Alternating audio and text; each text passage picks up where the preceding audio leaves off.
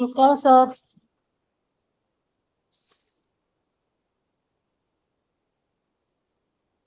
നമസ്കാരം സാർ. നമസ്തേ.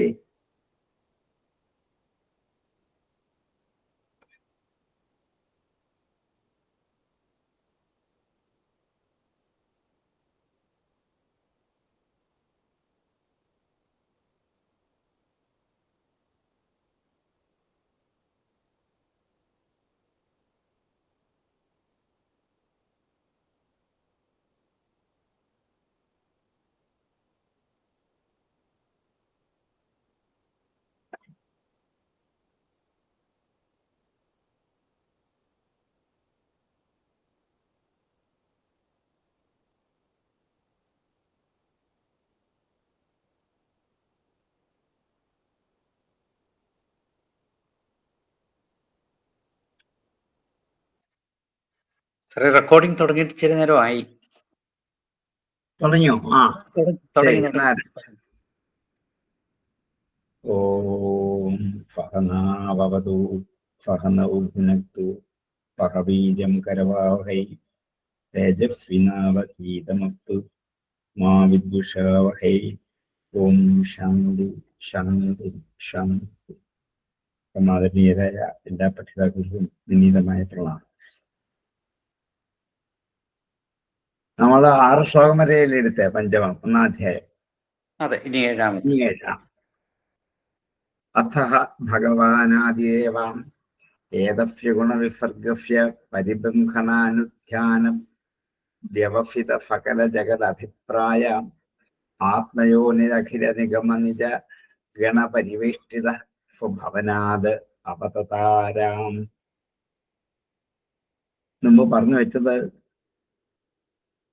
പ്രിയവ്രതൻ നാരദനുമായിട്ടുള്ള സമ്പർക്കം കൊണ്ട് ജീവിതകാലം മുഴുവനും അധ്യാത്മ ജീവിതവും തപസ്സും നയിച്ച് കഴിച്ചുകൂടാനാണ് ആഗ്രഹിക്കുന്നത് എന്നറിയിച്ചപ്പോൾ പിതാവ് രാജ്യഭരണത്തിന് പുത്രന്റെ കഴിവ് നന്നായി മനസ്സിലാക്കിയിട്ട് പുത്രനെ തിരിച്ചു കൊണ്ടുവരാൻ വേണ്ടി ശ്രമിച്ചു ചെന്നിട്ട്.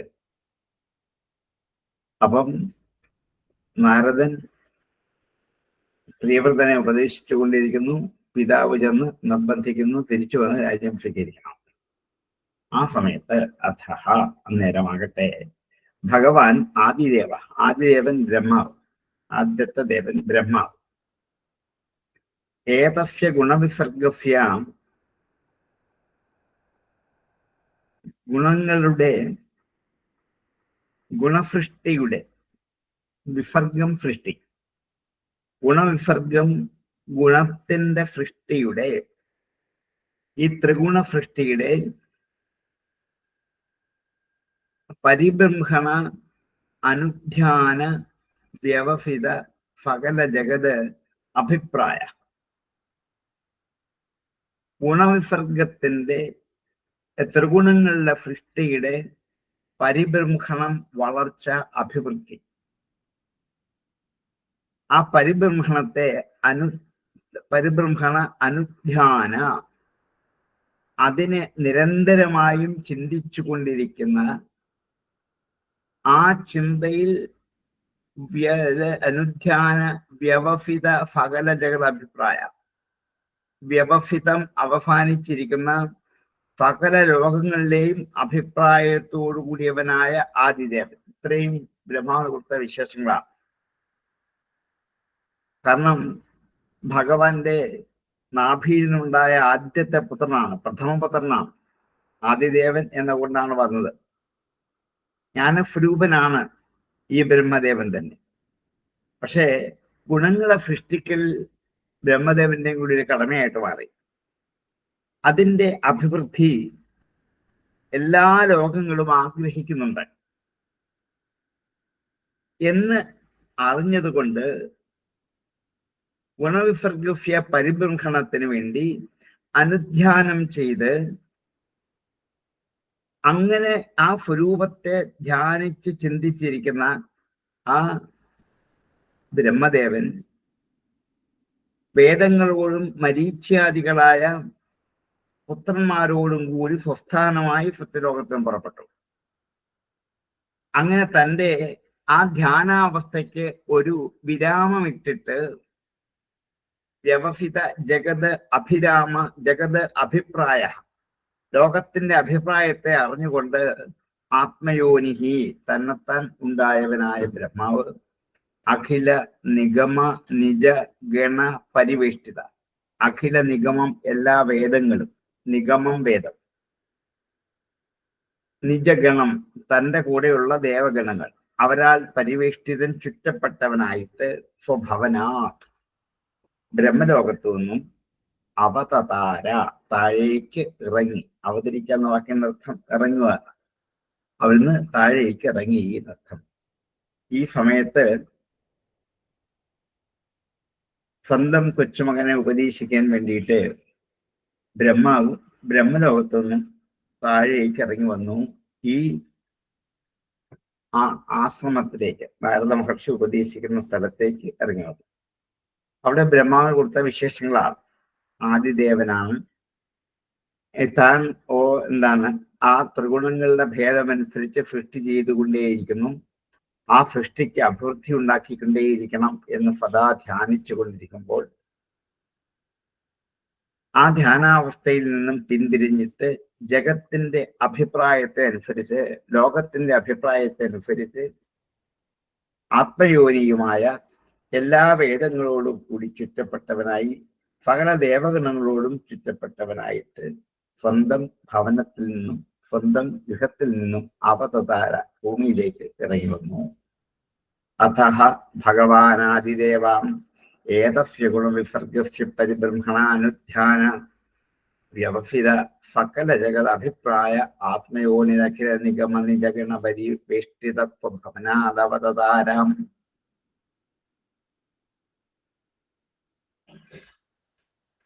അഥഹ ഭഗവാനാദിദേവാം ഏതസ്യ ഗുണവിസർഗസ്യാം പരിബ്രഹ്മണാനുധ്യാനം വ്യവഹിത സകല ജഗദഭിപ്രായ ആത്മയോനിരഖില നിഗമ നിജഗണ പരിവേഷ്ടിത സ്വഭവനാദവതാരാം. അഥഹ ഭഗവാനാദിദേവാം ഏതസ്യ ഗുണവിസർഗസ്യ പരിബ്രഹ്മണ അനുധ്യാന വ്യവഹിത സകല ജഗത് അഭിപ്രായ ആത്മയോനി അഖില നിഗമ നിജഗണ പരിവേഷ്ടിത സ്വഭവനാത് അവതാരാം. അത് അത്യാവശ്യമാണ്. ചെറുതായിട്ട് കോമയിട്ട് ഓരോ വാക്കും ഉറപ്പിച്ചതിന് ശേഷം ഒന്നിച്ചു വായിക്കാം. ഭഗവാൻ ആദിദേവായ ദസ്യ ഗുണവിസർഗസ്യ പരിബ്രഹ്മണാനുധ്യാന വ്യവഹിത സകല ജഗത് അഭിപ്രായ ആത്മയോനി അഖില നിഗമ നിജഗണ പരിവേഷ്ടിത സ്വഭവനാത് അവതാര എന്ന് പതുക്കെ പഠിച്ച് കുറെ ആകുമ്പോൾ സ്പീഡിൽ വായിക്കാൻ പറ്റും. ആദ്യം നിർത്തി പദങ്ങൾ പറഞ്ഞു തന്നെ ചൊല്ലിപ്പടിക്കണം. 3-ാം പ്രാവശ്യം വായിച്ചു പഠിക്കണം. അപ്പൊ ശരിയായിരിക്കും. തത്ര തത്ര ഗഗനതല ഉടുപതിരിവാം വിമാനാവലിഭിരനുപഥം അമരപരിവൃഢൈ അഭിപൂജ്യമാന പതിപഥിതവരൂഥസ സിദ്ധഗന്ധർവ്വഭാധ്യധാരണമണിഗണൈ ഉപഗീയമാനോ ഗന്ധമാദനദ്രോണീം അവഭാഫയെന്നുപഫാരാം. ആ ബ്രഹ്മാവ് വരവ് വർണ്ണിക്കാം. തത്ര തത്ര അവിടെ, ഗഗനതലേ, ഗഗനതലത്തിൽ, പദം പിരിക്കുമ്പോൾ ഗഗനതലേ എന്ന് വരും. ഏകാരം അപ്പുറത്തൂ ഇരിക്കുന്നതിലോ ചുവന്ന, വായിക്കുമ്പോൾ ഗഗനതല ഉടുപതിരിവ എന്ന് വായിച്ചാണ്.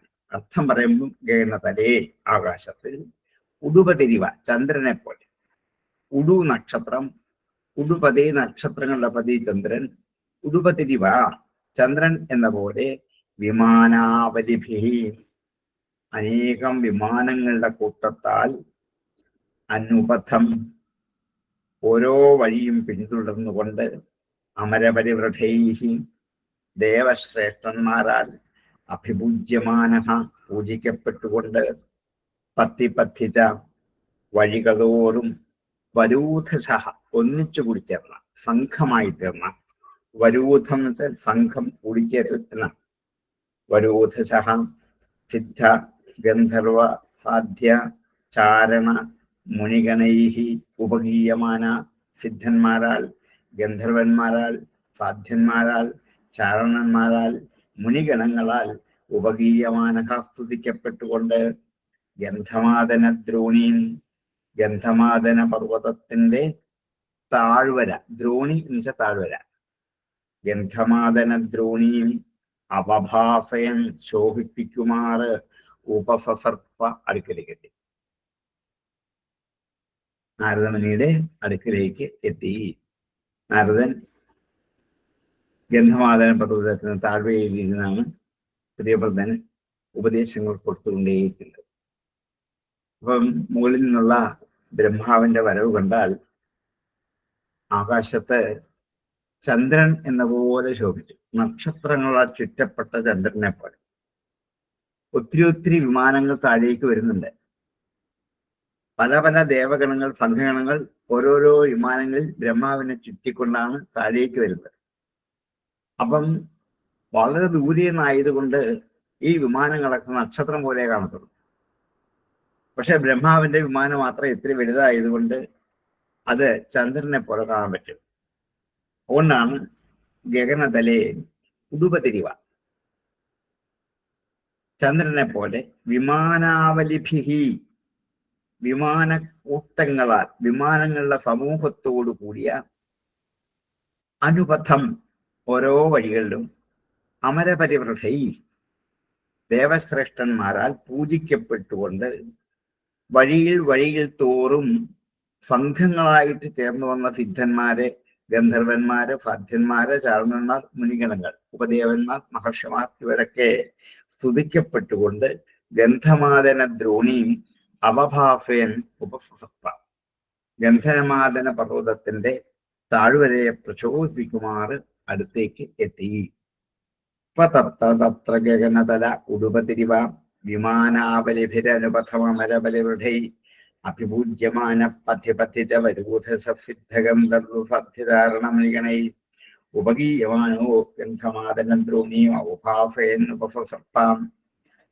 തത്ര ഗഗനതല ഉടുപതിരിവ വിമാനാവലിഭിഃ അനുപഥം അമരബലിവൃഢൈ അഭിപൂജ്യമാന പഥ്യപഥിത വരൂഥസ സിദ്ധഗന്ധർവസാധ്യ ചാരണമണിഗണൈ ഉപഗീയമാനോ ഗന്ധമാദനദ്രോണീം അവഭാഫയൻ ഉപസർപ്പാം. തത്ര ഗഗനതല ഉടുപതിരിവ വിമാനാവലിഭിരനുപഥമരപരിവൃഢൈരഭിപൂജ്യമാന പഥ്യപഥിത വരൂഥസ സിദ്ധഗന്ധർവസത്യധാരണമണിഗണൈ ഉപഗീയമാനോ ഗന്ധമാദനദ്രോണീം അവഭാഫയൻ ഉപസർപ്പാം. തത്ര ഹവായനം ദേവർഷിർ ഹംസയാനേന വിതരം ഭഗവന്തം ഹിരണ്യഗർഭം ഉപലഭമാനാം സാഹസയോദ്ധായ സഹ പിതാപുത്രാഭ്യാം അവഹിതാഞ്ജലിരുപതസ്ഥേ.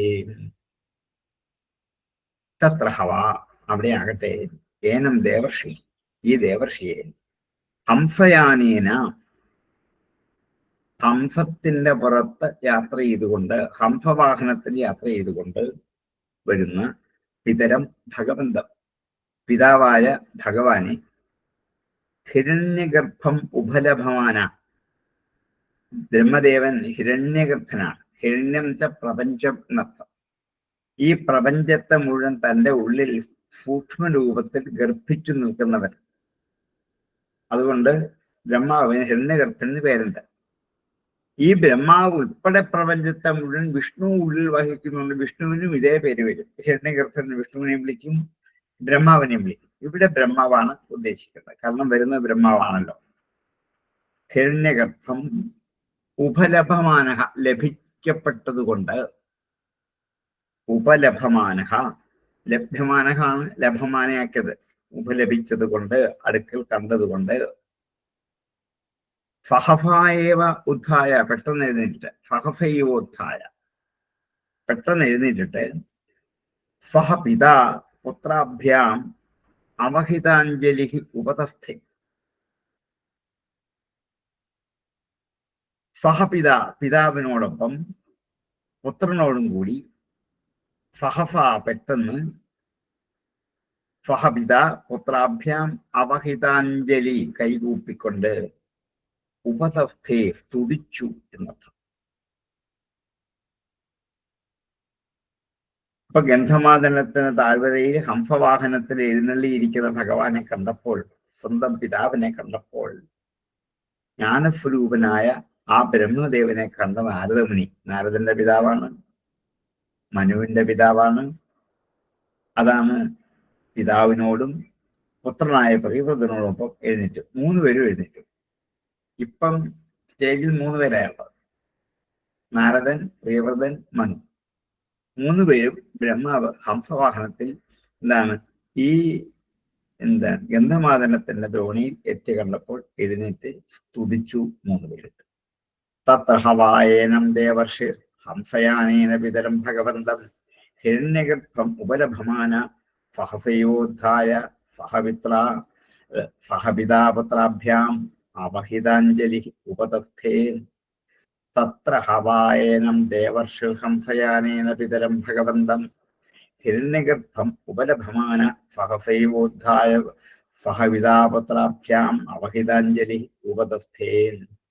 തത്ര ഹവായേനം ദേവർഷിർ ഹംസയാനേന പിതരം ഭഗവന്തം ഹിരണ്യഗർഭം ഉപലഭമാനം ഫഹഫയോദ്ധായ ഫഹപിതാപുത്രാഭ്യാം അവഹിതാഞ്ജലി ഉപതസ്ഥേ. ഭഗവാനപി ഭാരതാം തദുപനീതാർഹണ സൂക്തവാക്യേന അതിതരാമുദിത ഗുണഗണ അവതാരഭുജയ പ്രിയപ്രതമാദിപുരുഷസ്തം സ്വദേഹ ഭാവലോക ഇതി ഹോവാച.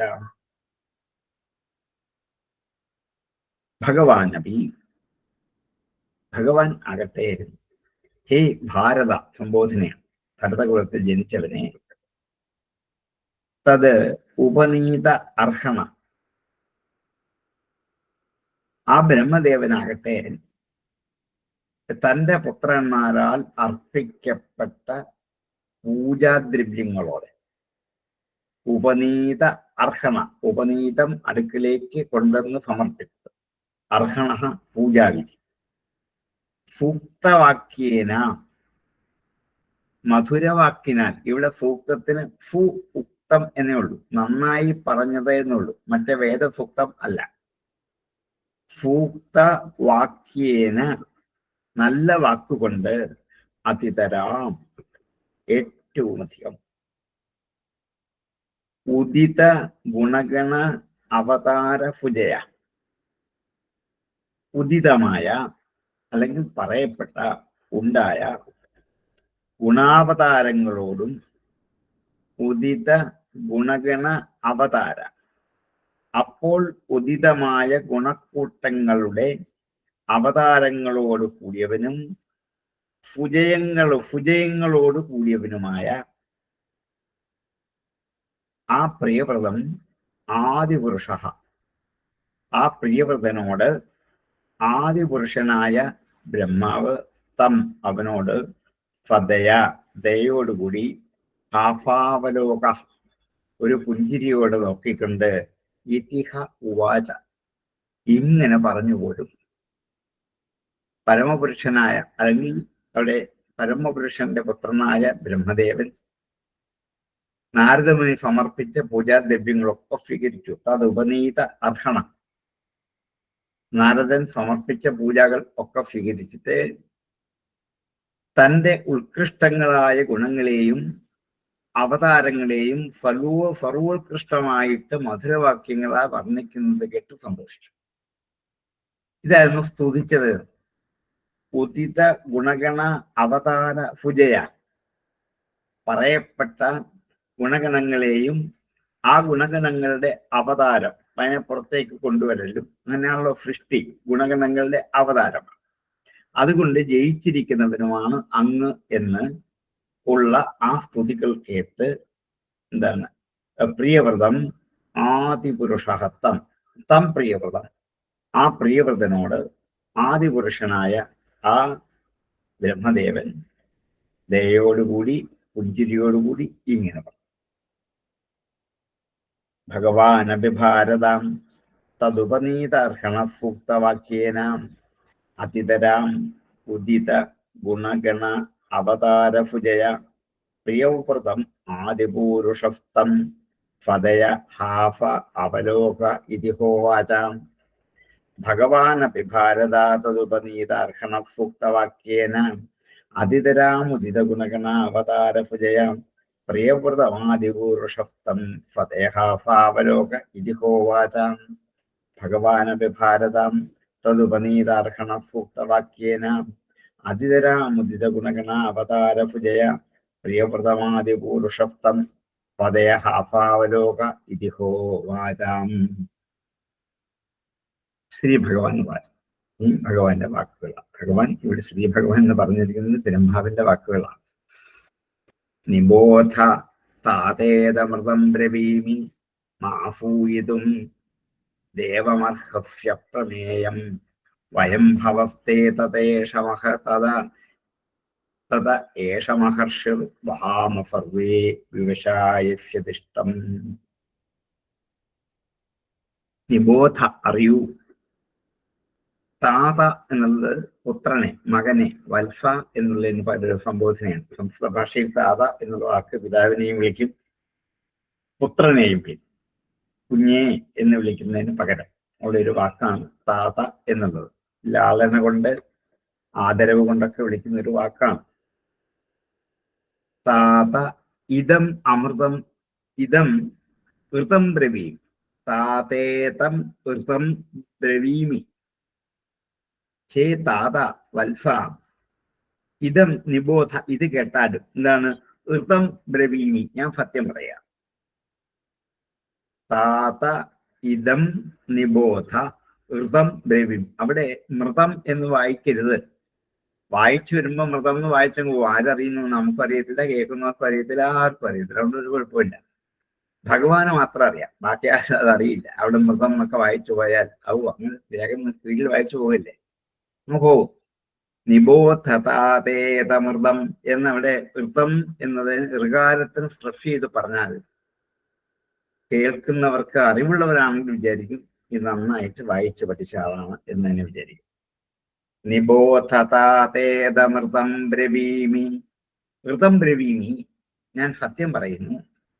മാ അഫൂയിതും, അഫൂയിതും മാ, അസൂയപ്പെടുവാൻ, അനാദരിക്കുവാൻ നീ അർഹിക്കുന്നില്ല. മാഫൂയിതും ദേവം അർഹഫി അപ്രമേയം. അപ്രമേയം ദേവം, പ്രമാണത്തെ അധികരിച്ചിരിക്കുന്നവൻ. അപ്രമേയം, അളന്ന് തിട്ടപ്പെടുത്താനാകാത്തവൻ, അതാണ് അപ്രമേയൻ.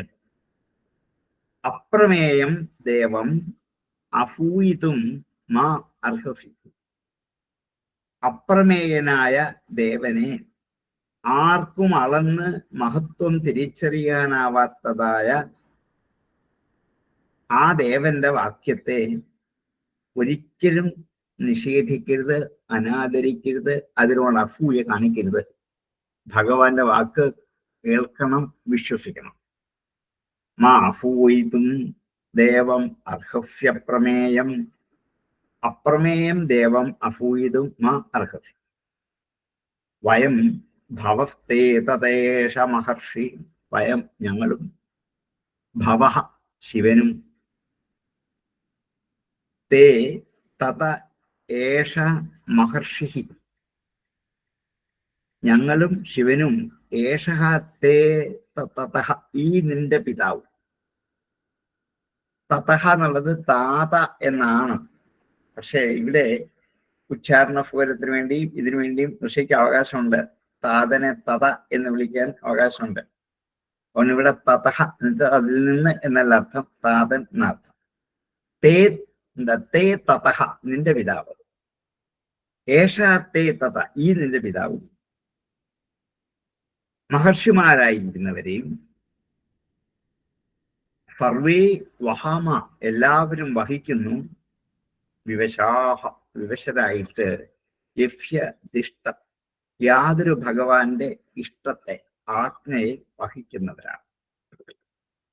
ഒരു കാര്യം നീ അറിയണം, നിന്നോട് ഞാൻ സത്യം പറയാൻ പോവാണ്. അപ്രമേയനായ ഭഗവാന്റെ വാക്കുകളെ അനാദരിക്കരുത്, അതിന് നിനക്ക് അർഹതയില്ല. ഞങ്ങളും പരമശിവനും നിന്റെ ഈ പിതാവും മഹർഷിമാരും എല്ലാവരും വിവശരാണ്, പരവശരാണ്, ഭഗവാന്റെ വശത്തിൽ അകപ്പെട്ടവരാണ്, അദ്ദേഹത്തിന്റെ നിയന്ത്രണത്തിന് വിധേയരാണ്. അവന്റെ ഇഷ്ടം എന്തോ ആ ആജ്ഞ നിർവഹിക്കുന്നവരാണ് ഞങ്ങളൊക്കെ. അതിൻ്റെ അപ്പുറത്ത് നമുക്ക് ആർക്കും പോകാൻ പറ്റില്ല. അതുകൊണ്ട് ഭഗവാന്റെ വാക്കുകളെ അനാദരിക്കുന്ന യോഗ്യയല്ല.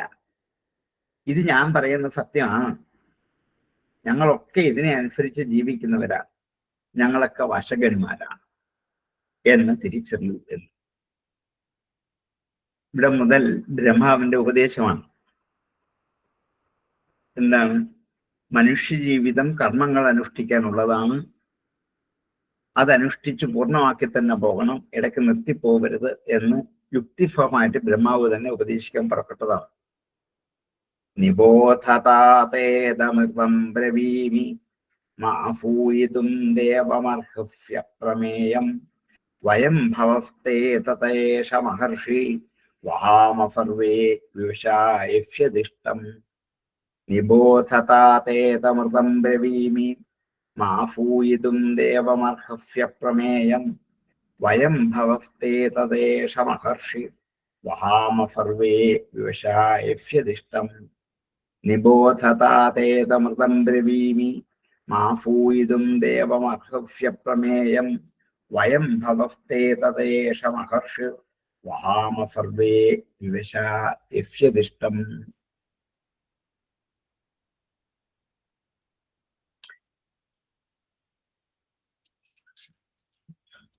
നതഫ്യ കശ്ചിത് തപസാവിദ്യയാവാം ന യോഗവീര്യേണ മനീഷയാവാം നൈവാർത്ഥധർമ്മേ പരതഫ്വതോ വാ കൃതം വിഹന്തും അനുഭത് വിഭൂയാത്. നതഫ്യ കശ്ചിത് തപസാവിദ്യയാവാം. കശ്ചിത് ഒരുവനും തപസ് കൊണ്ടോ വിദ്യ കൊണ്ടോ ആകട്ടെ, തപസ് കൊണ്ടോ വിദ്യ കൊണ്ടോ ആകട്ടെ, ഒരുവനും തഫ്യ അവന്റെ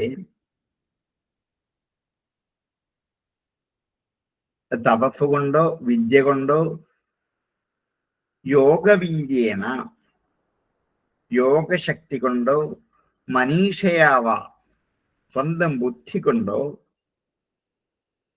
നൈവ അർത്ഥധർമ്മൈഹി അർത്ഥം കൊണ്ടോ ധർമ്മം കൊണ്ടോ പരതഃ മറ്റെന്തെങ്കിലും കൊണ്ടോ സ്വതോവ അല്ലെങ്കിൽ സ്വന്തം ബലം കൊണ്ടോ കൃതം ചെയ്യപ്പെട്ടതിനെ വിഹന്തും തനുഭത് വിഭൂയാത് അതിനെ ഹനിക്കാൻ, ഇല്ലാതാക്കാൻ, മറ്റു വിധത്തിലാക്കാൻ ഒരു ശരീരിക്കും ന വിഭൂയാത് സമർത്ഥനല്ല. ഭഗവാൻ ചെയ്തു വെച്ചിരിക്കുന്നത് അതുപോലെ അനുഭവിക്കാനേ നമുക്ക് പറ്റുള്ളൂ. അതിനെ മറ്റൊന്നാക്കി മാറ്റാൻ നമുക്ക് അവകാശമില്ല. ശരീരം ധരിച്ച ഒരാൾക്കും അത് പറ്റില്ല. പഞ്ചാഗ്നി മധ്യത്തിൽ കഠിനമായി തപസ് ചെയ്താലോ, വ്യാകരണ വേദാന്ത മീമാംസാദികളായ ശാസ്ത്രങ്ങൾ പഠിച്ചാലോ, പ്രാണായാമാദികളായ യോഗവിദ്യ കൊണ്ട് വീര്യം സമ്പാദിച്ചാലോ, സ്വന്തം ബുദ്ധി സാമർഥ്യം കൊണ്ടോ അർത്ഥം കൊണ്ടോ ധനം കൊണ്ടോ യാഗാദികളായിരിക്കുന്ന കർമാനുഷ്ഠാനങ്ങൾ കൊണ്ടോ ധർമ്മൈഹി മറ്റെന്തുകൊണ്ടോ സ്വകീയമായ ശക്തി കൊണ്ടോ തസ്യകൃതം അവനാൽ ചെയ്യപ്പെട്ടത്, അവൻ ചെയ്തത്, ഭഗവാൻ എന്താണോ ഓരോ ജീവജാലങ്ങൾക്കും അനുഭവിക്കേണ്ടതെന്ന് സൃഷ്ടിവേളയിൽ തന്നെ നിശ്ചയിച്ച് ഭൂമിയിലേക്ക് പറഞ്ഞയച്ചത് അങ്ങനെ തന്നെ അനുഭവിച്ച് നമുക്ക് പോകാൻ പറ്റുള്ളൂ. മാറ്റിമറിക്കാൻ നമുക്കാവില്ല. വിഹന്തും തനുഭർന്ന വിഭൂയ അതിനെ നശിപ്പിക്കാൻ, ഇല്ലാതാക്കാൻ, മറ്റു തരത്തിലാക്കാൻ മറ്റുള്ളവരുടെ പ്രഭാവം കൊണ്ടോ സ്വന്തം പ്രഭാവം കൊണ്ടോ തപസ് കൊണ്ട് പോലും അത് പറ്റില്ല. നതഫ്യ കശ്ചിത് തപസാ വിദ്യയാവാ ന യോഗവീര്യേണ മനീഷയാവാം നൈവാർത്ഥധർമ്മൈ പരതഫ്വതോ വാ കൃതം വിഹന്തും തനുഭത് വിഭൂയാത്. നതഫ്യ കശ്ചിത് തപസാ വിദ്യയാവാം ന യോഗവീര്യേണ മനീഷയാവാം നൈവാർത്ഥധർമ്മൈ പരതഫ്വതോ വാ കൃതം വിഹന്തും തനുഭത് വിഭൂയാത്. ഭവായ നാശായ ച കർമ്മകർത്തും ശോകായ മോഹായ സദാഭയായാം സുഖായ ദുഃഖായ ച ദേഹയോഗ അവ്യക്തദിഷ്ടം ജനതാംഗത്തെ. ഭവായ, ഭവം സംസാരത്തിലേക്ക് ഉള്ള ഭവിക്കൽ, ജനിക്കൽ, ഉണ്ടാകൽ. നാശായച, എന്താണ്? നാശമടയുക, ചരമം പ്രാപിക്കുക, മരിക്കുക. ഭവായ നാശായച കർമ്മകർത്തും, ഓരോരോ കർമ്മങ്ങൾ ചെയ്യുന്നതിന് വേണ്ടിയും, ശോകായ മോഹായ, ദുഃഖത്തിനും, മോഹം ഭ്രമമാണ്, ആ ഭ്രമത്തിനുമായി, സദാ എല്ലായ്പ്പോഴും, ഭയായ ഭയത്തിനായിക്കൊണ്ടും, സുഖായ ദുഃഖായ, സുഖത്തിനു വേണ്ടിയും ദുഃഖത്തിനായിക്കൊണ്ടും, ദേഹയോഗം ശരീരത്തെ സ്വീകരിക്കുന്നത്. അവ്യക്തദിഷ്ടം ജനത അംഗധത്തെ, അംഗസംബോധനയാണ്. ഹേ ഉത്കൃഷ്ടനായിരിക്കുന്ന പുത്ര, ദേഹയോഗത്തെ ജനത, ജനസമൂഹം സദാധത്തെ എല്ലായ്പ്പോഴും ധരിക്കുന്നു. ഈശ്വരാധീനമാണ് ഈ ജഗത്ത് മുഴുവനും.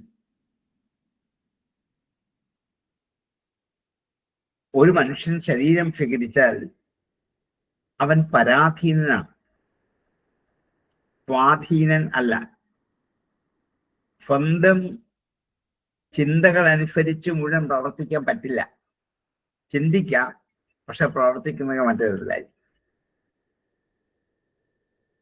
എന്താണ് കാരണം? എല്ലാ ജീവരാശികളും ഈശ്വരന്റെ ആജ്ഞ അനുസരിച്ചാണ് ഈ ശരീരം സ്വീകരിക്കുന്നത്.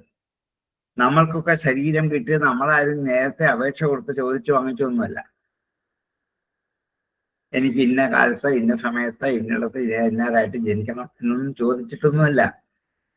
നമ്മളെ ഇങ്ങനെ ജനിപ്പിച്ചത് ഈശ്വര ഇച്ഛയാണ്. നോക്കൂ, നമ്മളെ സൃഷ്ടി മുതൽ നമ്മുടെ ഇച്ഛ എന്തെങ്കിലും ധരിക്കുന്നുണ്ടോ? ഇല്ല. ഇനി അങ്ങനെ കിട്ടുന്ന ദേഹത്തെ നമ്മൾ നിലനിർത്തുന്നതും നമ്മുടെ ഇഷ്ടം കൊണ്ട് മാത്രമല്ല. ഇത് നാളെ വേണ്ടെന്ന് പറഞ്ഞാൽ ഇന്ന് ഇല്ലാതാക്കാൻ പറ്റത്തില്ല. അതിനുവേണ്ടി ശ്രമിക്കാം, പക്ഷെ ഇല്ലാന്നാവില്ല.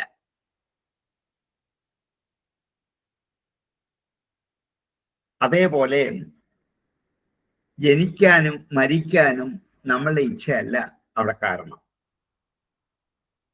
ഇഷ്ടം പോലെ ലൗകിക കർമ്മങ്ങൾ ചെയ്യുന്നുണ്ട്, വൈദിക കർമ്മങ്ങൾ ചെയ്യുന്നുണ്ട്, ദുഃഖം അനുഭവിക്കുന്നുണ്ട്, മോഹം അനുഭവിക്കുന്നുണ്ട്, ഭയപ്പെടുന്നുണ്ട്, ഇഷ്ടം വരുന്നുണ്ട്, അനിഷ്ടം വരുന്നുണ്ട്. ഇതൊക്കെ ഈശ്വരന്റെ നിശ്ചയമാണ്, നമ്മളുടെ ചിന്തയല്ല. ദുഃഖം വരണ്ട എന്ന് എത്ര വിചാരിച്ചാലും ദുഃഖം വരുന്നില്ലേ? നമ്മുടെ ഇച്ഛയാണോ അവിടെ ഭരിക്കുന്നത്? അല്ല. നോക്കൂ, ജനനം മുതൽ മരണം വരെ നമ്മുടെ ഇച്ഛയ്ക്ക് ഒരു ബലവും അവിടെ ഇല്ല. അതൊക്കെ ഈശ്വര ഇച്ഛ അനുസരിച്ച് നടക്കുക ആണ് ചെയ്യുക. അതുകൊണ്ട് ഈ സങ്കടങ്ങളെയും ദുഃഖങ്ങളെയും ഒക്കെ നമ്മൾക്ക് അനുഭവിക്കാനേ പറ്റുള്ളൂ. ഇതൊക്കെ അനുഭവിക്കാൻ നിർബന്ധിതരാണ് മനുഷ്യരൊക്കെ. അതുകൊണ്ട് ശരീരധാരണം സ്വതന്ത്രമല്ല, പരതന്ത്രമാണ് എന്ന് മനസ്സിലാക്കിക്കൊള്ളൂ എന്ന് സൃഷ്ടി മുതൽ അന്തിമ നിമിഷം വരെയുള്ള മനുഷ്യന്റെ പാരതന്ത്ര്യം ഈശ്വരേച്ഛയ്ക്ക് അധീനേറ്റ് കഴിയുന്നു എന്നുള്ള ഒരു നഗ്നസത്യം ബ്രഹ്മാവ് തന്നെ പുത്രനെ ബോധ്യപ്പെടുന്നു. ഭവായ നാശായ ച കർമ്മകർത്തും ശോകായ മോഹായ സദാഭയായ സുഖായ ദുഃഖായ ച ദേഹയോഗം അവ്യക്തദിഷ്ടം ജനതാംഗധത്തെ. ഭവായ നാശായ ച കർമ്മകർത്തും ശോകായ മോഹായ സദാഭയായ സുഖായ ദുഃഖായ ച ദേഹയോഗം അവ്യക്തദിഷ്ടം ജനതാംഗധത്തെ. യദ്വാരിതന്ത്യാം ഗുണകർമ്മദാമഭി സുദുസ്തരേറുവത്സവയം സുയോജിതാം സർവേ വഹാമോ ബലിമീശ്വരായ ക്രോധാ നസീബദ്വിപദേ ചതുഷ്പദാം. ഇത് എന്തെന്നാൽ വാചി, വാക്കിൽ, തന്ത്യാം, വാക്കിൽ, വാക്കാകുന്ന തന്തിയിൽ തന്തിക്ക് ഇവിടെ കയറ് എന്നർത്ഥം പറയാം. ഗുണകർമ്മ ദാമഭി, ഒരു മാല കോർക്കുന്ന നൂലിൽ ഗുണകർമ്മങ്ങളാകുന്ന കയറുകളെ കൊണ്ട്, ഗുണവും കർമ്മവുമാകുന്ന കയറുകളെ കൊണ്ട് സുദുസ്തരേഹി, അപ്പുറത്ത് കടക്കാനാവാത്ത, ഹേ വത്സ സംബോധനയാണ്. അല്ലയോ കുഞ്ഞെ, വയം സുയോജിതാഹ, നമ്മൾ നന്നായി യോജിപ്പിക്കപ്പെട്ടവരാണ്, നമ്മൾ നന്നായി കെട്ടപ്പെട്ടിരിക്കുകയാണ്. ഭഗവാന്റെ വാക്കാകുന്ന ആ തന്തിയിൽ സത്വഗുണം, രജോ ഗുണം, തമോ ഗുണം എന്നുള്ള 3 തരം കയറുകൊണ്ട് നമ്മളൊക്കെ ബന്ധിതരാണ്. അതിനെ അതിക്രമിക്കാൻ നമുക്കാവില്ല. ഏതുപോലെ സർവേ വഹാമോ ബലിം ഈശ്വരായം, നമ്മളെല്ലാവരും ഈശ്വരന് വേണ്ടി ബലി, പൂജയെ വഹാമ വഹിക്കുന്നവരാണ്. നമുക്ക് ചെയ്യാൻ പറ്റുന്ന ഒന്ന് മാത്രമേ ഉള്ളൂ, ഈശ്വരന് വേണ്ടി പൂജാതി കർമ്മം ചെയ്യുക. ഇപ്പൊ നമ്മൾ ചെയ്തുകൊണ്ടിരിക്കുന്നത് അതൊക്കെ തന്നെയാണ്. ദുഃഖത്തിൽ നിന്ന് മാറാൻ, ഭയം മാറാൻ, ജന്മം നന്നാവാൻ, കർമ്മം നന്നാവാൻ, വാസനകൾ നന്നാവാൻ, എല്ലാത്തിനും വേണ്ടി ഇപ്പൊ നമ്മൾ ബലി, ഈശ്വര പൂജകളെ ചെയ്തുകൊണ്ടിരിക്കുകയാണ്. ക്രോധ നഫീവ ദ്വിപദേ ചതുഷ്പദേ. ക്രോധ എന്ന് വെച്ചാൽ കോർത്തെടുത്താകത്ത്. നഫീവ മൂക്കുകയറ്. മൂക്കുകയറ് പശുവിന്റെ മൂക്കിൽ ഇടുന്നത് ഒരു വശത്തുകൂടി അകത്ത് കടത്തി കോർത്ത് മറ്റേ വശത്തുള്ള പുറത്തെടുക്കാം. ക്രോധ നഫീവ ദ്വിപദേ ചതുഷ്പദേ, ഇരുകാലികളിലും 4 കാലികളിലും ഈശ്വരൻ ഇങ്ങനെ തന്നെ കോർത്ത് പിടിച്ചിട്ട് ആ കയറ് ഈശ്വരന്റെ കയ്യിലുണ്ട്.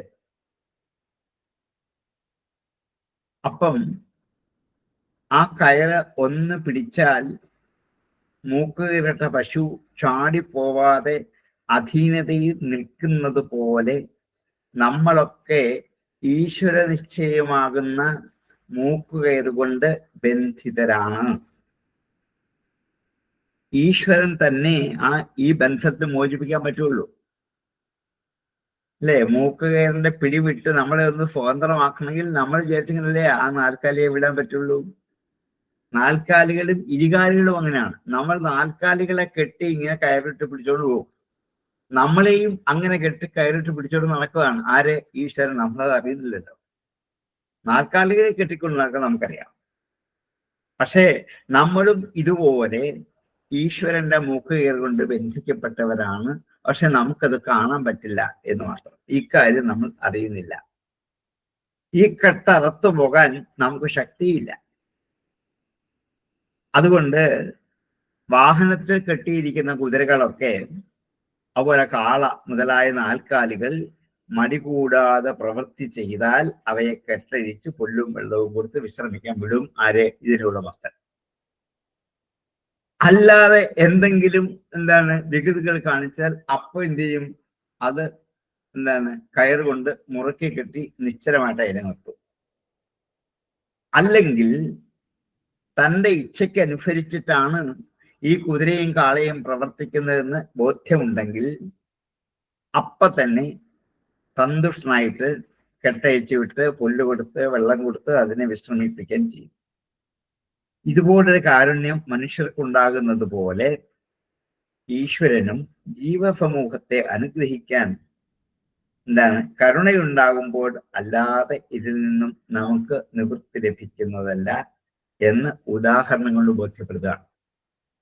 ഈശ്വര കാരുണ്യം കൊണ്ട് മാത്രമേ നമ്മുടെ മൂക്കുകയറുകളെ ഒന്ന് ബന്ധനത്തിൽ മാറ്റി നമുക്ക് സ്വതന്ത്രമായിട്ട് നോക്കാൻ പറ്റും.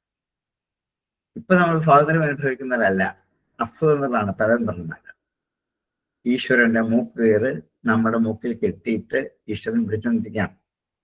ഈശ്വരന്റെ ഇച്ഛ അനുസരിച്ച് നമ്മൾ നന്നായിട്ട് പോകുന്നു കണ്ടാൽ അപ്പം ഇക്കട്ടൊക്കെ അയച്ചു വിട്ട് നമുക്ക് വേണ്ട ഭക്ഷണമൊക്കെ തന്ന് നമ്മളെ വിശ്രമിക്കരുത്.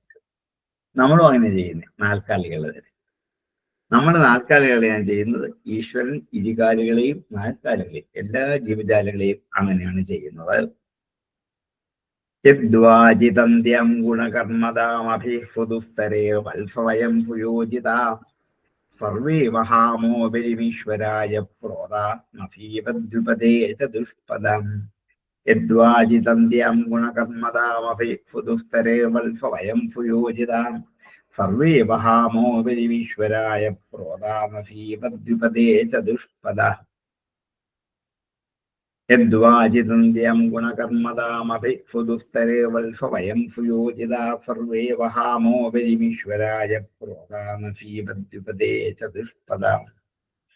ഈശാഭിസൃഷ്ടം ശവരുദ്മഹേംഗ ദുഃഖം സുഖം വാ ഗുണകർമ്മഭംഗാത് ആസ്ഥായ തദ്യദ്ദയുങ്ക നാഥ ചക്ഷുഷ്മദാന്ധായിവ നീയമാനാഹം.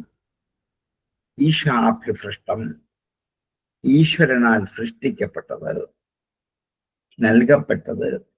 ഹി അവരുദ്ധുമഹേ അംഗ.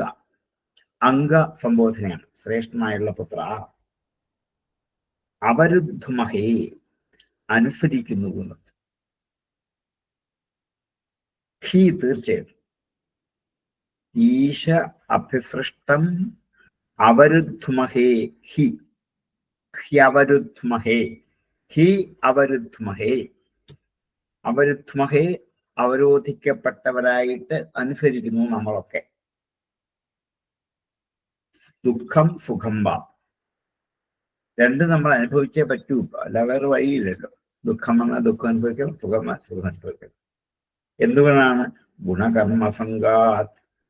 ഗുണകർമ്മഭംഗം കൊണ്ടാണ് സുഖവും ദുഃഖവും വാസ്തവത്തിൽ ഉണ്ടാകുന്നത്. ഗുണങ്ങളോടും കർമ്മങ്ങളോടും സംഗമനത്തിൽ സുഖവുമില്ല ദുഃഖവുമില്ല. ആസ്ഥായ തത്തത് ഏത് അയുക്ത നാഥ. ആസ്ഥായ അതിനെയൊക്കെ സ്വീകരിച്ചിട്ട് തത്തത് അവകളെ ഏത് അയുക്ത അതാതുകളെ സ്വീകരിച്ചുകൊണ്ട് ഏതുമായിട്ട് യോജിപ്പിക്കുന്നു. അയുക്ത യോജിപ്പിക്കാൻ. യുജ്യതയുടെ ഇതാണ് ഭൂതകാലമാണ്. അയുക്ത യോജിപ്പിച്ചു. തത് തത് യത് അയുക്ത തത്തദ്യതയുക്ത. നിസാരമാണെങ്കിലും നമുക്കത് പദം വെച്ച് വരുമ്പോൾ കുത്തക്ക് ഇഷ്ടം വരും. തത് തത് യത് അയുക്ത തത്തദ്യതയുക്ത. അതാതിനെ യോജിപ്പിച്ചുവോ. ഹേ നാഥ ഉടമസ്ഥനായിരിക്കുന്ന അങ്ങ് ചക്ഷുഷ്മത അന്ധൈവ നിയമാന. കണ്ണുള്ളവൻ അന്ധനെ നയിക്കുന്നത് പോലെ. ചക്ഷുഷ്മത കണ്ണുള്ളവൻ, ചക്ഷുഷുള്ളവൻ. അന്ധായിവ അന്ധന്മാരെ എന്ന പോലെ നിയമാന നയിക്കപ്പെടുന്നു എന്നർത്ഥം.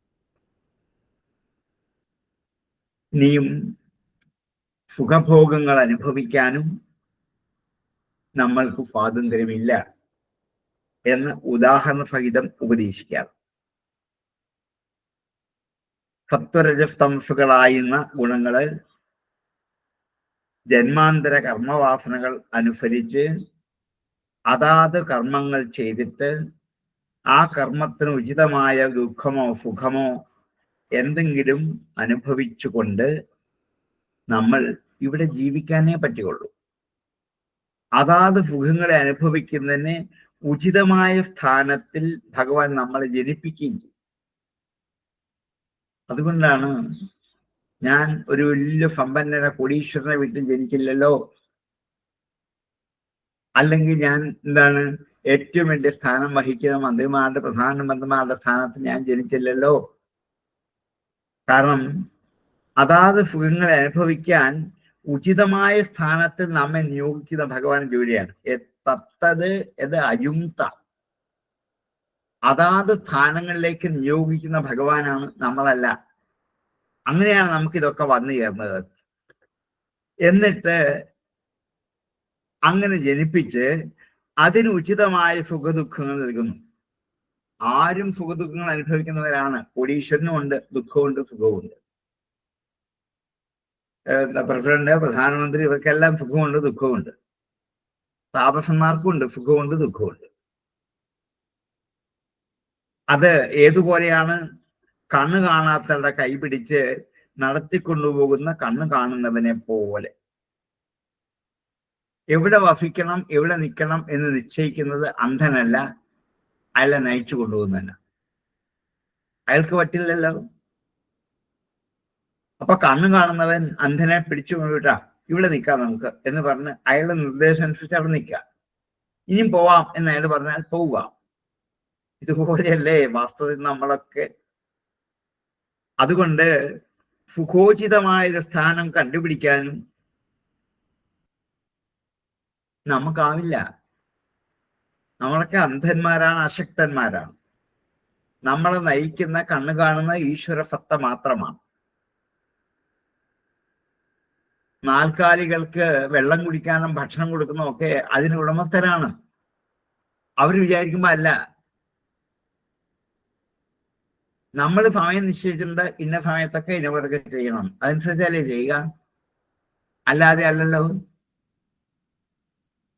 അതിൽ നിന്നും മാറാൻ നമുക്കാവില്ല. ഈശ്വരൻ നൽകുന്ന ഭോഗത്തെ അംഗീകരിക്കാനല്ലാതെ അതിനെ അതിക്രമിക്കാൻ നമുക്ക് പറ്റത്തില്ല. ഇതിന് ജീവികൾക്ക് സാമർഥ്യമില്ല. ഈശ്വരൻ നമുക്ക് ഏത് ശരീരം തന്നോ ആ ശരീരം സ്വീകരിച്ച് അങ്ങനെ ജീവിക്കാൻ നമുക്ക് പറ്റുള്ളൂ. പൂച്ചയായാലും പട്ടിയായാലും പുഴുവായാലും ആനയായാലും സിംഹമായാലും മനുഷ്യനായാലും ഏതാണോ തന്നിരിക്കുന്നത് അത് സ്വീകരിച്ചുകൊണ്ട് മുമ്പോട്ട് പോയി അതാ സുഖദുഃഖങ്ങൾ അനുഭവിച്ച് മുമ്പോട്ട് പോകാനേ നമുക്ക് കഴിയുകയുള്ളൂ. ഇതൊരു സത്യമാണ്. ഈശാഭിസൃഷ്ടം ഹ്യവരുദ്മഹേ ദുഃഖം സുഖം വാ ഗുണകർമ്മസംഗാത് ആസ്ഥായ തത്തദ്യദയുങ്തനാഥ ചക്ഷുഷ്മദാന്ധായിവ നീയമാനാം. ഈശാഭിസൃഷ്ടം ഹ്യവരുദ്മഹേംഗ ദുഃഖം സുഖം വാ ഗുണകർമ്മസംഗാത് ആസ്ഥായ തത്തദ്യദയുങ്ത എന്ന് പിരിച്ചാദ്യം പഠിക്കണം. ആസ്ഥായ തത്തദ്യദയുങ്തനാഥ ചക്ഷുഷ്മദ അന്ധായിവ നീയമാനാ. ഈശാഭിസൃഷ്ടം ഹ്യവരുദ്മഹേംഗ ദുഃഖം സുഖം വാ ഗുണകർമ്മസംഗാത് ആസ്ഥായ തത്തദ്യദയുങ്തനാഥ ചക്ഷുഷ്മദ അന്ധായിവ നീയമാനാഹം. മുക്തോ വിഭ്രിയാത് സ്വദേഹം ആരബ്ധമശ്നന്നഭിമാനശൂന്യം യഥാ അനുഭൂതം പ്രതിയാത നിദ്ര കിഞ്ചന്യദേഹായ ഗുണാന്ന പന്തി. മുക്തോപി, മുക്തനും താവത് വിഭ്രിയാത് സ്വദേഹം, ജീവൻ മുക്താവസ്ഥ അനുഭവിക്കുന്ന ഒരാൾക്കു പോലും താവത് ആ ശരീരം നശിക്കുന്നതുവരെ വിഭ്രിയാത് ധരിക്കണം സ്വദേഹം, സ്വന്തം ശരീരം ധരിച്ചേ പറ്റുള്ളൂ. ആരബ്ധം അശ്നൻ അഭിമാനശൂന്യ, ആരംഭിച്ചിരിക്കുന്നതിനെ അനുഭവിച്ചു തന്നെ പോകാൻ പറ്റും. ജന്മം കൊണ്ട് തുടങ്ങിയിട്ടുണ്ട്, അതിനെ അനുസരിച്ച് മാത്രമേ നമുക്ക് പോകാൻ പറ്റൂ. അതിന് വിപരീതം നമുക്ക് പോകാൻ പറ്റില്ല. ആരബ്ധം അശ്നൻ അനുഭവിച്ചുകൊണ്ട് അഭിമാനശൂന്യ, ദേഹാഭിമാനത്തെക്കുറിച്ചോ ആത്മാഭിമാനത്തെക്കുറിച്ചോ ചിന്തിക്കാതെ ഇത് രണ്ടും ഇല്ലാതെ കണ്ട് അവന് മുക്തനാണെങ്കിൽ പോലും സ്വന്തം ദേഹത്തെ ധരിക്കേണ്ടി വരും. ജീവൻ മുക്തനായ ഒരാൾ ശരീരം വീണുപോകുന്നത് വരെ ഈ പ്രപഞ്ചത്തിൽ കർമ്മങ്ങൾ ചെയ്തുകൊണ്ട് പോയേ പറ്റുകയുള്ളൂ. ഞാൻ മുക്തി ലഭിച്ചവനാണ് എന്ന് പറഞ്ഞിട്ട് ഒരു കാര്യമില്ല. അതൊക്കെ ആവാം, പക്ഷെ ശരീരം വീണുപോകുന്നത് വരെ ഇവിടെ നിൽക്കണം. യഥാനുഭൂതം പ്രതിയാത നിദ്ര. യഥാ അനുഭൂതം, എപ്രകാരമാണോ അനുഭവിച്ചത് എന്ന പോലെ പ്രതിയാത നിദ്ര, നിദ്രയിൽ നിന്നും ഉണർന്നു വരിക. പ്രതിയാത തിരിച്ചു വരിക. പ്രതിയാത നിദ്രഹ, നിദ്രയിൽ നിന്നും തിരിച്ചു വന്നവൻ എന്നർത്ഥം.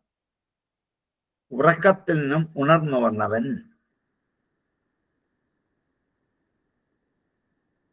അവൻ ഉറക്കത്തിൽ സ്വപ്നത്തിൽ കണ്ട കുറെ അനുഭവങ്ങളുണ്ട്. യഥാ അനുഭൂതം, എന്തൊക്കെയാണോ സ്വപ്നത്തിൽ കണ്ടത് അതൊക്കെ അപ്പോഴേ മറന്നു കളയും. ഓ, ഇത് സ്വപ്നത്തിൽ കണ്ടതാണ്, നേരല്ല, ശരിയല്ല എന്ന്. അതോർത്ത് അവൻ സുഖിക്കുകയോ ദുഃഖിക്കുകയോ പിന്നെ ചെയ്യില്ല. സ്വപ്നത്തിൽ കണ്ട ഓരോ അനുഭവങ്ങളും ഓർത്തിരുന്ന് ജാഗ്രതത്തിൽ ദുഃഖിക്കും, സുഖിക്കുകയും ചെയ്യില്ല.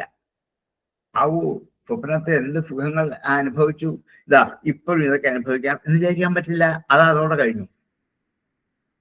ഉറക്കത്തിൽ നിന്നും ഉണർന്നു വരുന്നത് പോലെ. കിഞ്ച അന്യദേഹായ ഗുണാൻ നൃത്തെ, മറ്റു ദേഹത്തിനായിക്കൊണ്ട് ഗുണങ്ങളെ വരിക്കുന്നുമില്ല. ജീവൻ മുക്തൻ പ്രാരബ്ധ കർമ്മങ്ങളെ ഓർക്കുന്നവനായാലും അതിൽ അഭിമാനം ഇല്ലാത്തവനാണ്. അതുകൊണ്ട് പുനർജന്മാദികൾക്ക് കാരണവുമല്ല.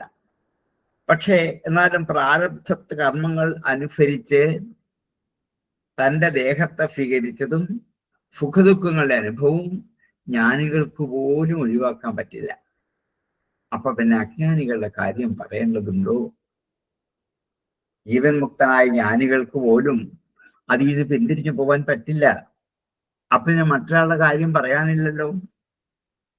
അതുകൊണ്ട് ഈ അസ്വാതന്ത്ര്യം എന്നുള്ളത് അറിവില്ലാത്തവരെ സംബന്ധിച്ച് മാത്രമല്ല എന്ന് പറയാൻ പുറപ്പെടുകയാണ്. അവർക്ക് ഇതായിക്കോട്ടെ എന്നല്ല, അറിഞ്ഞവർക്കും അതിൽ നിന്നും മുക്തി കിട്ടില്ല. അവർക്കും അസ്വാതന്ത്ര്യം അനുഭവിച്ചേ പറ്റുള്ളൂ. ആത്മാവാണ് സത്യം, ശരീരവും ഇന്ദ്രിയങ്ങളും ജീവനും ഒക്കെ മിഥ്യയാണ് എന്ന് ആത്മസ്വരൂപത്തിന്റെ പാരമാർത്ഥ്യം അറിഞ്ഞതുകൊണ്ട് സംസാരബന്ധം വിട്ടിരിക്കുന്ന ഒരാൾ ആണെങ്കിൽ പോലും ശരീരം നിലനിൽക്കുന്നിടത്തോളം പ്രാരബ്ധ കർമ്മങ്ങൾ അയക്കും അനുഭവിച്ചേ പറ്റുള്ളൂ. ആരായാലും ഇതുണ്ട്. പക്ഷെ അവന് ആത്മസാക്ഷാത്കാരം ഉണ്ടായതുകൊണ്ട് ശരീരാഭിമാനമില്ല. അതുകൊണ്ട് ഞാനാണ് സുഖി ദുഃഖി എന്നൊരു ഭാവവുമില്ല. ഇത് രണ്ടും ഇല്ലെന്ന് മാത്രമേ ഉള്ളൂ. പക്ഷെ അനുഭവിച്ചേ പറ്റൂ. അതുകൊണ്ട് അവരുടെ കർമ്മങ്ങളും യോഗാനുഭവങ്ങളും ഒക്കെ പിന്നൊരു ശരീരത്തിന് കാരണമായിട്ട് തീരില്ല. നമ്മുടെ കർമ്മങ്ങൾ മറ്റൊരു ശരീരത്തിന് കാരണമായിട്ട് വരാം. കാരണം ഇത് അവനെ ബാധിക്കില്ല. ചേമ്പരയിലെ വെള്ളം പോലെയാണ്. അതിന് ഉദാഹരണം പറഞ്ഞതാണ് ഉറക്കത്തിൽ നിന്നും ഉണർന്നവൻ. ആ ഉറക്കത്തിൽ അനുഭവിച്ച കഷ്ടതകളും കഷ്ടപ്പാടുകളും സ്വപ്നത്തിൽ കണ്ട ദുസ്വപ്നങ്ങളും സുസ്വപ്നങ്ങളും ഒന്നും പിന്നെ ഓർത്തിരുന്ന് ദുഃഖിക്കത്തില്ല. അതോടെ വരും. അതുപോലെയാണ് ഈ ത്രിഗുണങ്ങളെ ഒന്നും മറ്റൊരു ദേഹത്തിന് വേണ്ടിയാണെങ്കിൽ പോലും അതിപ്പോൾ വരിക്കുന്നില്ല. അങ്ങനെയുള്ളവർക്ക് പോലും ഈ കർമ്മവും കർമ്മഫലവും അനുഭവിച്ചേ പറ്റുള്ളൂ. മാറ്റം ഉണ്ടാവില്ല. മുക്തോ പിതാവത് വിഭ്രിയത് സ്വദേഹം ആരബ്ധമശ്നന്നഭിമാനശൂന്യം യഥാ അനുഭൂതം പ്രതിയാത നിദ്ര കിഞ്ചന്യദേഹായ ഗുണാൻ ന വൃന്ദേ. മുക്തോ പിതാവത് വിഭ്രിയത് സ്വദേഹം ആരബ്ധമശ്നന്നഭിമാനശൂന്യം യഥാ അനുഭൂതം പ്രതിയാത നിദ്ര കിഞ്ചന്യദേഹായ ഗുണാൻ ന വൃന്ദേ.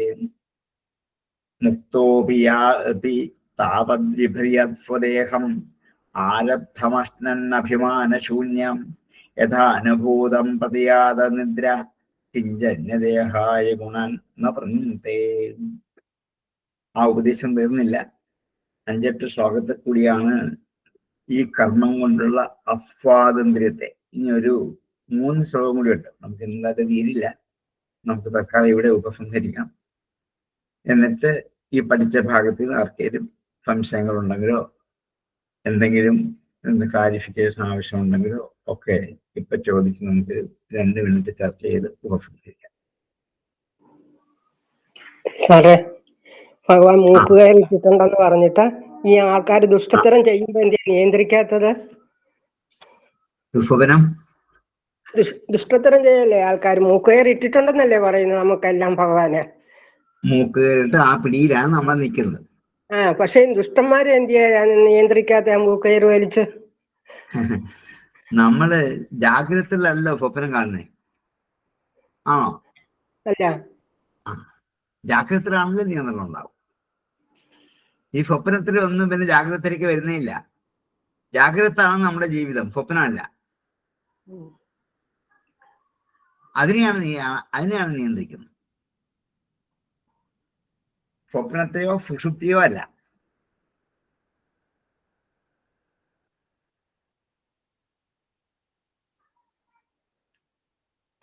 കാരണം സ്വപ്നത്തിലും സുഷുപ്തിയിലും ജാഗ്രതയില്ല.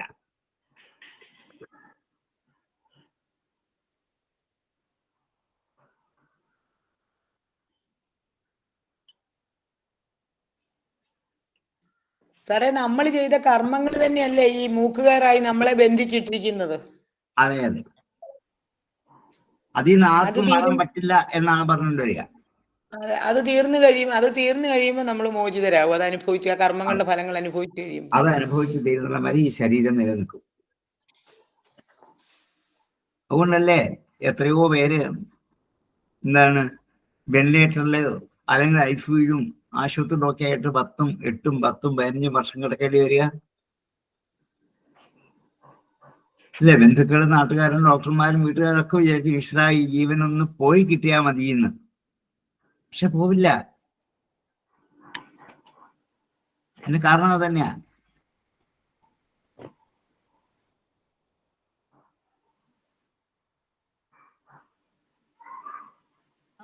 അത് ഒന്നുകൂടെ ഒന്ന് മനസ്സിലാക്കി. നമസ്കാരം സാർ. എന്തോ? നമസ്കാരം. ഒന്നുകൂടി ഇതൊന്ന് മനസ്സിലാക്കി തരാമോ സാർ? ഇത് അറിയണം എന്ന് ആഗ്രഹമുണ്ട്. അതായത് മനുഷ്യ ജീവിതം എന്ന് പറയുന്നത് നമ്മളാരും ആഗ്രഹിച്ചിട്ട് കിട്ടിയതല്ല. ഇന്നിടത്ത് ഇന്നാരായിട്ട് ജീവിക്കണം അങ്ങനൊന്നുമല്ല. ഇതൊക്കെ ഈശ്വര നിശ്ചയമാണ്. നമ്മളുടെ ജന്മം തന്നെ, ജന്മം മുതലുള്ള നമ്മുടെ സകല കർമ്മങ്ങളും ഈശ്വര നിശ്ചയമാണ്. നമ്മൾ വിചാരിക്കുന്ന ജോലിയല്ല, നമ്മൾ സങ്കല്പിക്കുന്നതല്ല കിട്ടുക. ഒരുപക്ഷെ അപൂർവമായിട്ട് കിട്ടിയെന്ന് വരാം, പക്ഷെ നമ്മുടെ സങ്കല്പം അല്ലാതെ ഈശ്വരന്റെ സങ്കല്പമാണ്. നമ്മുടെ ഈ കർമ്മഫലം എന്ന് പറഞ്ഞാൽ നമ്മൾ ഈ ജന്മത്തില് മുമ്പുള്ള ജന്മങ്ങളിൽ ചെയ്ത ഓരോതരം കർമ്മങ്ങളിലെയും ഫലം അനുഭവിക്കാൻ വേണ്ടിയാണ് ഇപ്പൊ നമുക്ക് ജന്മം ലഭിച്ചിരിക്കുന്നത്. അന്ന് സൽക്കർമ്മമാണെങ്കിൽ പല മഹർഷിമാരുടെയും ഋഷീശ്വരന്മാരുടെയും അവതാര പുരുഷന്മാരുടെയും ഒക്കെ ആയിരിക്കും ജന്മം കിട്ടുക. അല്ലെങ്കിൽ അതുപോലുള്ള ജന്മമായിരിക്കും. ആരാണെങ്കിലും ഏത് ജന്മം കിട്ടിയാലും അവർക്കെല്ലാം ഈ ജനിച്ചപ്പോൾ മുതൽ വിഹിതമായിരിക്കുന്ന സമസ്തവും അനുഭവിച്ചു തീർന്നേ ഇവിടുന്ന് വിട്ടുപോകാൻ പറ്റൂ. അത് നമുക്കറിയില്ലല്ലോ എന്നൊക്കെയാണ്. അപ്പം നമുക്കിപ്പൊ ചെയ്യാനുള്ള ഇനിയും ഇങ്ങനെ ഒരു ജന്മം ഉണ്ടാവാതിരിക്കാൻ വേണ്ടി ഇനി ചില പുഴുവായിട്ടോ പക്ഷിയായിട്ടോ പശുവായിട്ടോ അല്ലെങ്കിൽ കാട്ടുപോത്തായിട്ടോ ഒക്കെയാണോ ജനിക്കാൻ പോകുന്ന ആർക്കും അറിയില്ല. അത് നമ്മുടെ ഇപ്പോഴത്തെ കർമ്മത്തിന്റെ തുക അനുസരിച്ചിരിക്കും. അപ്പൊ ഇപ്പോ സൽക്കർമ്മങ്ങൾ മാത്രമാണെങ്കിൽ അഥവാ പ്രാരബ്ധം തീർന്നില്ല, ഒരു ജന്മം ഉണ്ടെങ്കിൽ പോലും നമുക്ക് രമണ മഹർഷിയെ പോലെ ഒരു ജന്മം ചിലപ്പോൾ ഉണ്ടാകാൻ പോവുക. അതോടുകൂടി തിരികെ ഇതിനാണ് ഇപ്പൊ നമ്മൾ ഇങ്ങനെ ചെയ്യാൻ പറയുന്നത്. ശരി സാർ. ശരി സാർ, താങ്ക്സ് സാർ.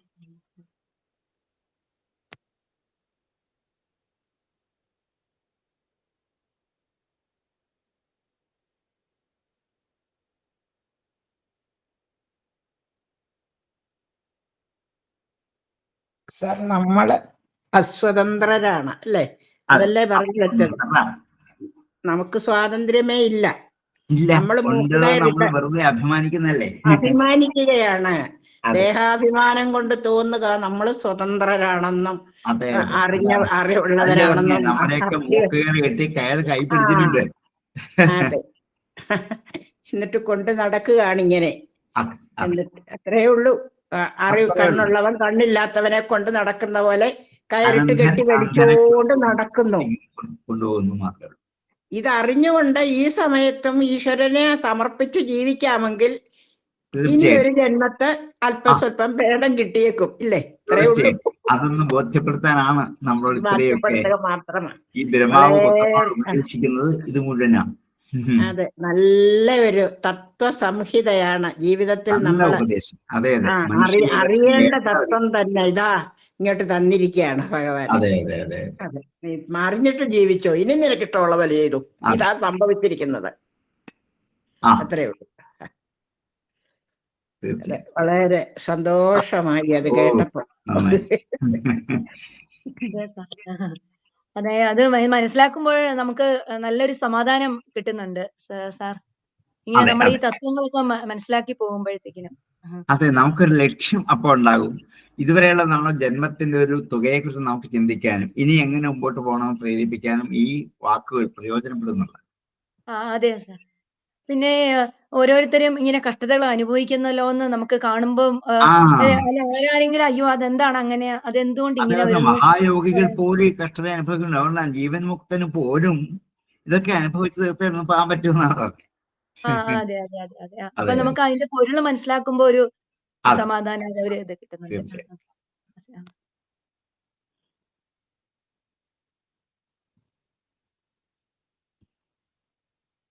മുക്തന്മാരെ അനുഭവിക്കുന്നു അവര്, പക്ഷെ അത് അത്ര കാര്യമാക്കുന്നില്ല. കാരണം അവർ സ്വപ്നം കാണുന്ന പോലെ കാണുന്നുള്ളൂ, അല്ലേ?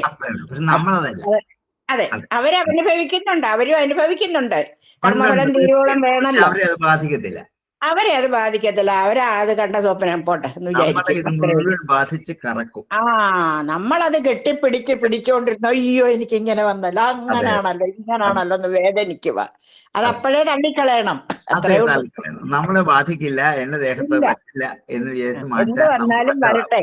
അതെ, എന്ത് വന്നാലും വരട്ടെ, അതൊക്കെ ഈശ്വര നിശ്ചയം, അങ്ങോട്ട് വിട്ടേക്കുക. അത്രേ ഉള്ളൂ.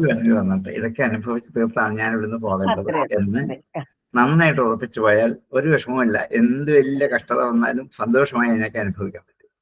ഭഗവാൻ തന്നെ ഇതെല്ലാം നമുക്ക് പറഞ്ഞു തരുന്നു. അതെല്ലാം ഭഗവാൻ പറഞ്ഞിട്ടുള്ളത്. ഇതൊക്കെ പല പല ഗ്രന്ഥങ്ങളിൽ നിന്ന് ഇതൊക്കെ ഇങ്ങനെ കിട്ടിയിട്ടുണ്ടെങ്കിലും ഭാഗവതത്തിൽ ഭഗവാന്റെ വാക്കുകളായിട്ട് നമുക്കത് കേൾക്കുമ്പോ അതൊത്തിരിയും കൂടെ സന്തോഷവും സമാധാനവുമാ.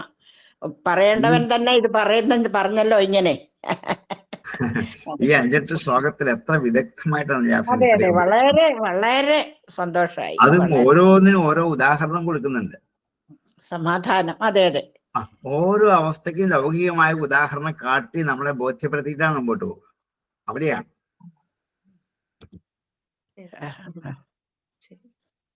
ഇതൊക്കെയാണ് അറിയേണ്ടത്. ഇതൊക്കെ അറിയാനായി ഇതിനകത്ത് ഇങ്ങനെ ഇരിക്കുന്ന, അല്ലാതെ ഒത്തിരി സംസ്കൃതം പഠിക്കാനൊന്നുമല്ല ഞാൻ. ഇതൊക്കെയാണ് നമുക്ക് അറിയാനുള്ളത്. ഇതൊന്നും നമ്മൾ അറിയാറില്ല. ഇതൊന്ന് കേൾക്കുക, ഇതല്പം തീർത്ഥം ഒന്ന് സേവിക്കുക, ഇത് മാത്രമേ ആഗ്രഹമുള്ളൂ. സന്തോഷം സാറേ, ഇതൊക്കെ കേൾക്കുമ്പോഴാ സമാധാനം.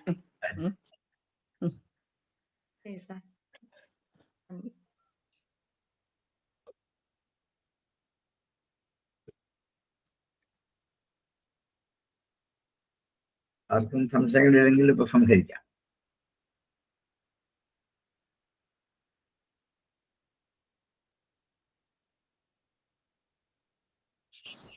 ഓം പൂർണ്ണമദ പൂർണ്ണമിദം പൂർണ്ണാത് പൂർണ്ണമുദച്യതേ പൂർണ്ണസ്യ പൂർണ്ണമാദായ പൂർണ്ണമേവാവശിഷ്യതേ. ഓം ശാന്തി ശാന്തി ശാന്തി.